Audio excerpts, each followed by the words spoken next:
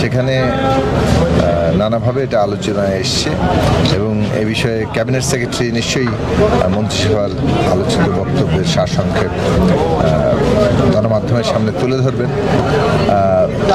এইটুকু আমি বলতে পারি যে সরকার অত্যন্ত গুরুত্বের সাথে পরিস্থিতি মোকাবেলার জন্য যে উদ্যোগ নেওয়া দরকার সেগুলো গ্রহণ করছে।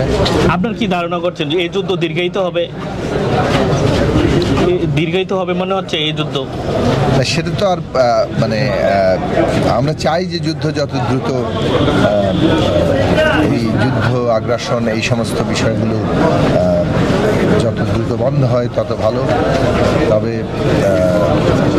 এই জায়গায় আমরা যেটা মনে করি যে পরিস্থিতি তৈরি হচ্ছে সেই পরিস্থিতি মোকাবেলার জন্য সরকার তার সর্বাত্মক উদ্যোগ গ্রহণ করছে।